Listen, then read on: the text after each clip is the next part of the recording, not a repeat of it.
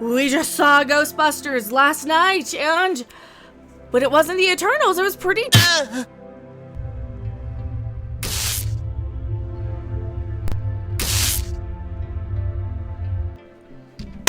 Good? Good! It was good! I'm Mecha, and he's... Robot Shlomo. From he did Ghostbusters videos way back. With the other guys. He had a channel, they got a little SJW-y and decided to go cancel Happy on people, so...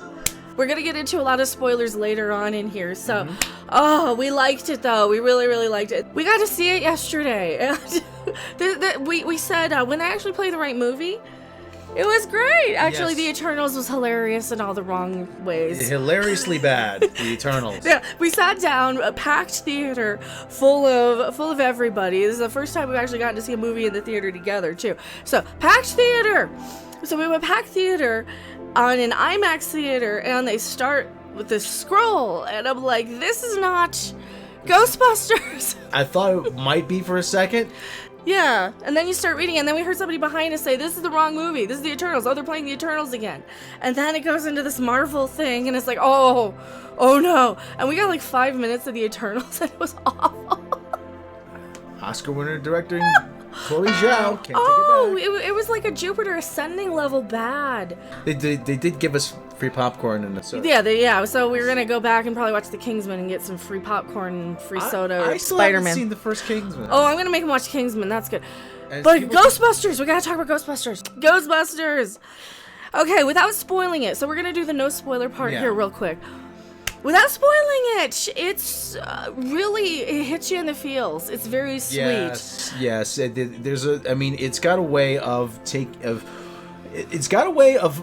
making it its own movie, but having enough of callbacks and being rooted in that world that it's a Ghostbusters movie. And I'm not talking about superficial things like the Ecto 1 or the PK Mute, all those, but it's the dialogue. It's the way people talk to each other where you're just laughing because they say something funny. It's very smart. It's not it's not like a Saturday Night Live comedy sketch. It's like you know how you're just with your family and they say something funny? That's this.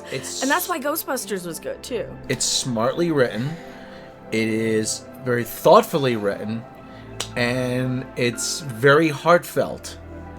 For the movie, you can see that this is a thank you letter from Jason Reitman to his dad. Oh. And this is a thank you. This is a love letter to the original Ghostbusters, and it is a very loving tribute to the late Harold Ramis.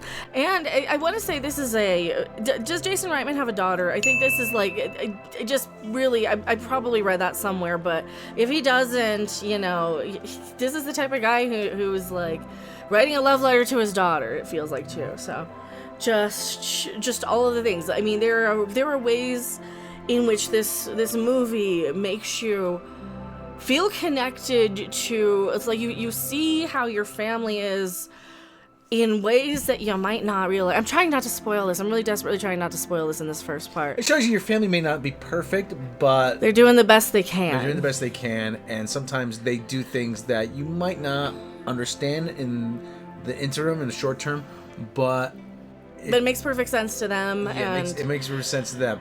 Like, Egon does what he does.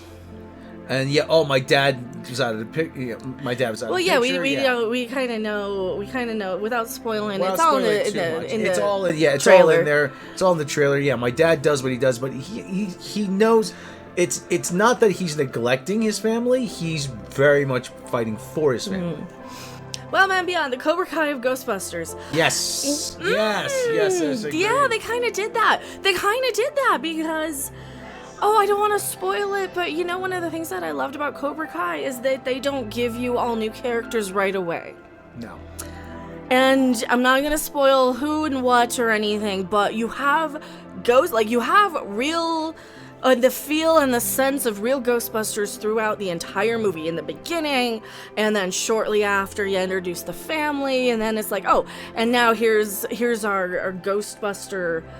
alum sort of stuff. You have scenes with, it's not just brief cameos. They feel like they're there the whole time. At least somebody feels like they're there the whole time. And that is one of the things that was so important. And we do get a lot of the new characters, and they're fun. Yes. The girl is fun. She's really smart and perfect without being a Mary Sue, because they don't just automatically know how to use everything. They show them screwing up a few times. Well, she's figuring things out too. I mean, she's not exactly figuring it out by herself. We're not going to spoil that for. I'm going to spoil that for you. But she figures things out. She does know how to do everything on the box. She's inquisitive, and you are very much invested in this character. Like, hey, wait a minute. She's like, oh. And this is how you do a character that's really good at something, but not a Mary Sue. I think. Yeah. She's inquisitive, and she's wise. She's intelligent beyond her years, but she's not wise beyond her years yet. She does need some guidance, and you see how that plays out throughout the film. How good was Paul Rudd in this movie? Oh, he's so fun. He's like, okay, so he's playing this teacher who's, I don't even want to, well, we'll talk about it in full spoilers. He's their teacher, which anyway. He's just so likable. I can see why they keep bringing him back for Marvel movies and stuff. He's just fun. He's clever. He's quick. He connects with McKenna Grace's character right away. He's got a very easygoing demeanor to him. I mean, he's got very kind of like, I don't want to say boy next door, but he's got a very kind of common everyman kind of quality.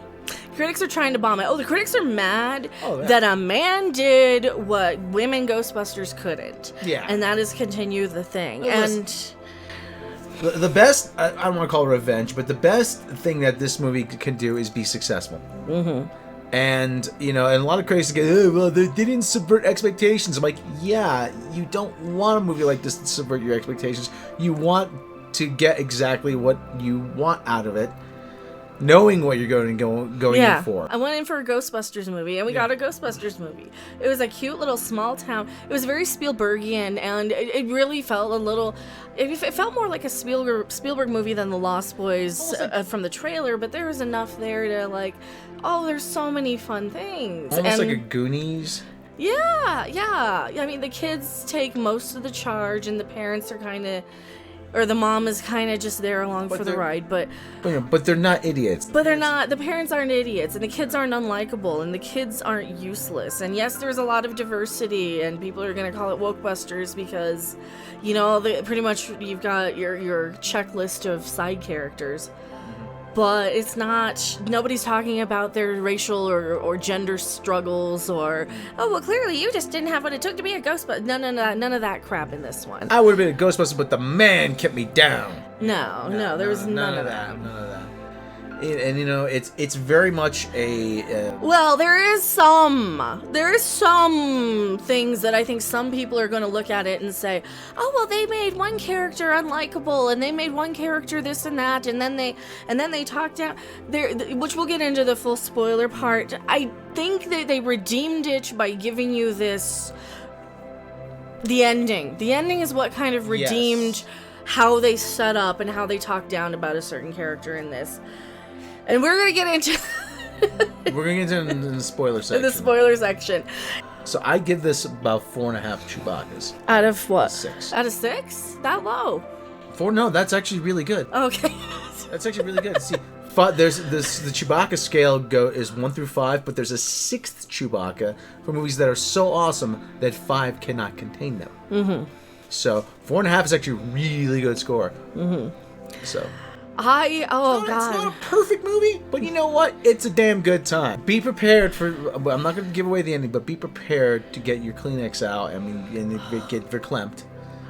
I mean, be prepared because it is a very kind of... It tugs at a few heartstrings. I'd probably give this an 8 out of 10, with the original Ghostbusters being like a 9.5 out of 10. Yeah. And Ghostbusters 2 being about a 7 out of 10. Yeah, the original Ghostbusters is probably 5.5, possibly 6 Chewbaccas. Because that movie's so awesome. So good. 5 Chewbaccas cannot contain it. Well, the whole last half hour of this movie just bumped this right up. Oh, yeah. It was sitting solid like 7.5, and then it just like, and then there's some cheesy stuff too, but of course it has to have it. But it's so...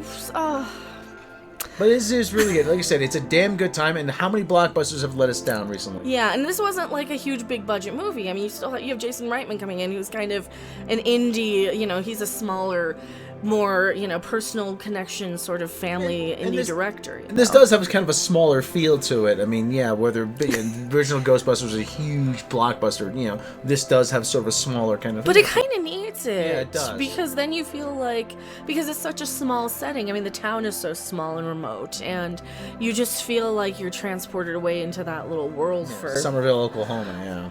Which is, Calgary, somewhere outside of Calgary.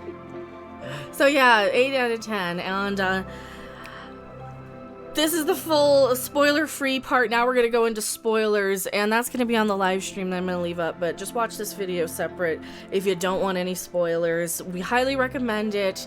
It erases the 2016 one. It kind of ignores the sequel also, the Ghostbusters 2 one a little bit. But I really like it, and Slimer liked it too. Did Slimer like it? Yes, he did. He wasn't in it. It has baby Slimer. It's got Muncher. He's a baby Slimer. He's really cute, and then it's got the baby Stay Puft. So, yeah, 8.5 out of 10. 8 out of 10. 4.5 Chewbacca's out of 10. Now we're going into spoilers. Thanks for watching. If you liked it, make sure to hit that like button, and if you want to see more, don't forget to subscribe. See you in the next video. Bye.